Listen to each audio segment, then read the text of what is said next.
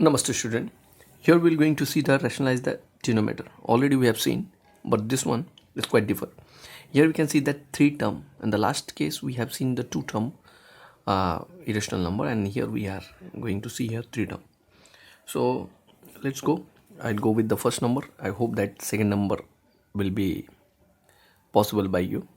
So for this type of problem, whenever you see the 3 terms, so you need to make it in a 2 term, because our target is a square minus b square, and to get this one there are 2 term only.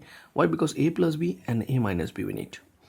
So our target to get your a square minus b square, that means 2 terms should be there, but according to this problem we can see that there are 3 terms. So the choice will be your to take a and b.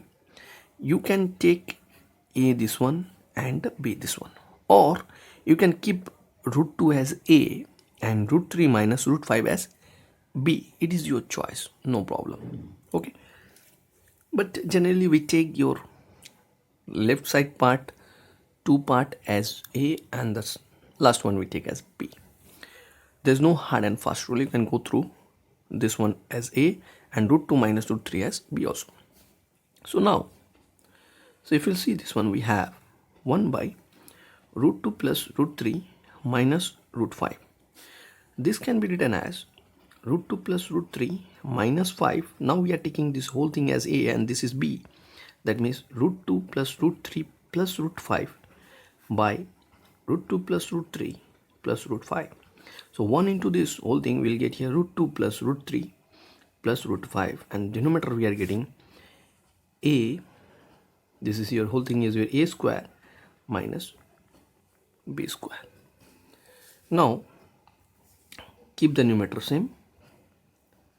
Next, a square minus b square, if we break it here, we'll get here 2 plus 3 plus 2 root 6, and here we'll get minus 5.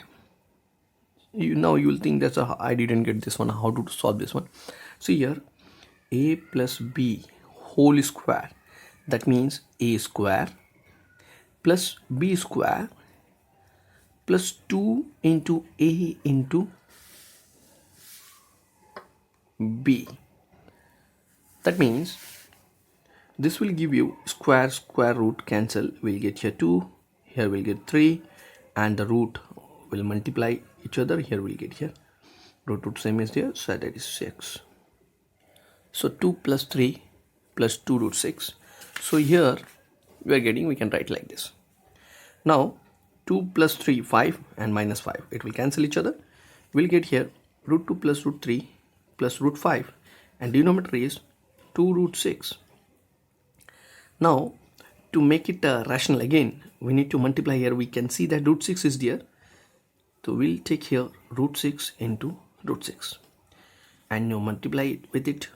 Okay, so what we'll get here, root 6 into 2 we'll get 2 root 3, and if we multiply this one, root 3 into 6 we'll get 3 root 2 plus root 30, and denominator will get 2 into root 6 will give you 6, that is 12. Now this is our answer. Now you may ask, sir, how could you say that root 2 into root 6 will give you this one? Let's check here.